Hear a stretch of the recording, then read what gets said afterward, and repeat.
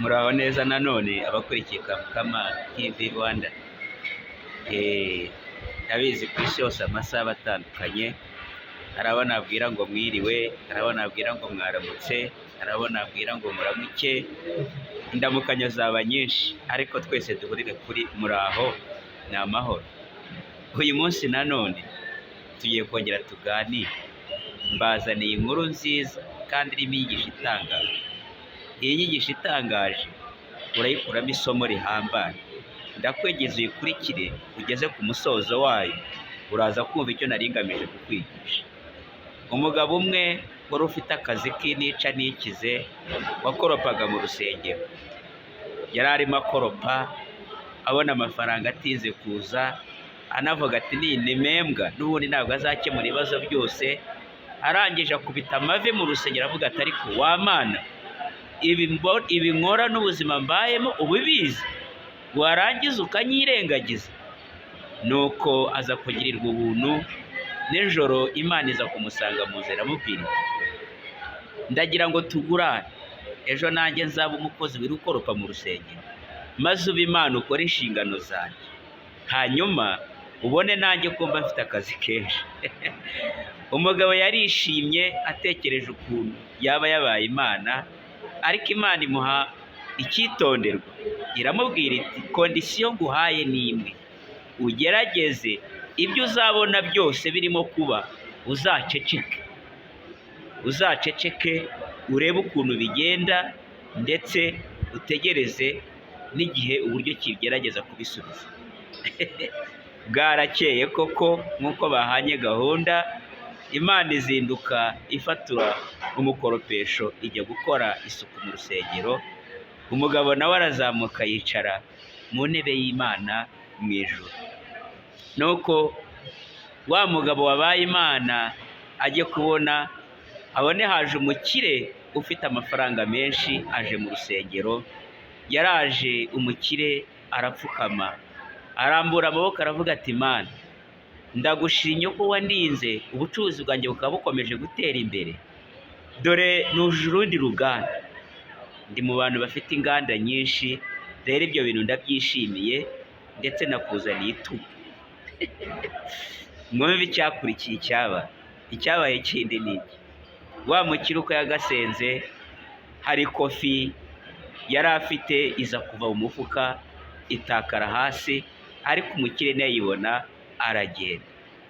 Wa mugabo agiye kubwira umukire ati utaye ikofi, yibuka ko Imana yamubwiye ngo ibyo ubona byose uceceke.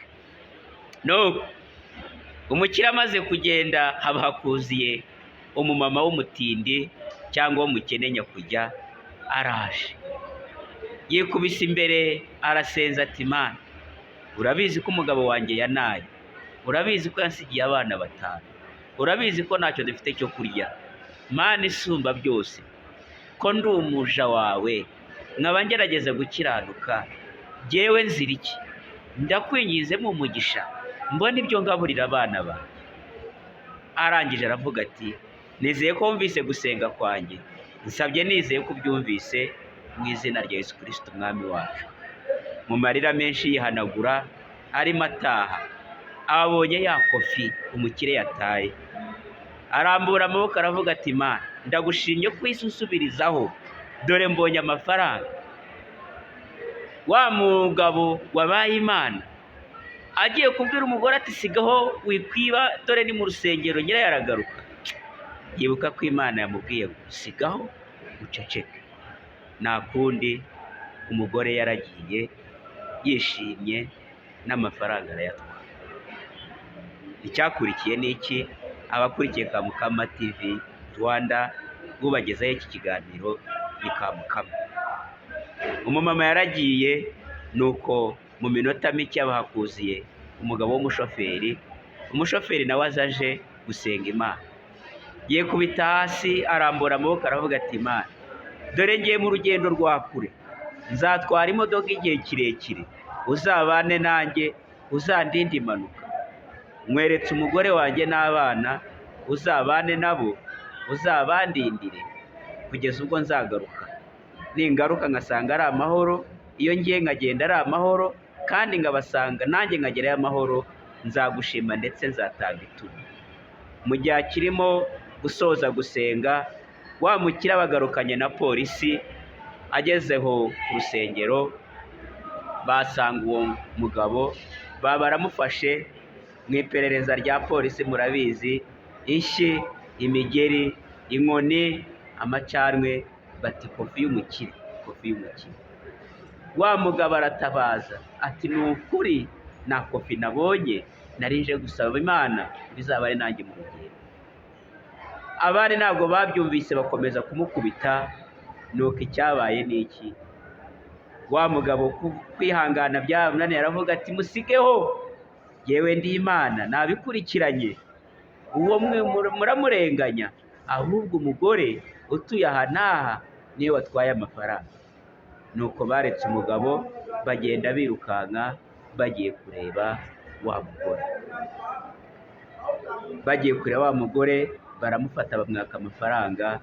Nuko Imana yari yabaye wa mugabo ukoropa, iravuga iti isanga wa mugabo iti oya oya oya, subira mu mwanya wawe, urabona ibintu ukoze, urabona ngo urica gahunda zanjye zose.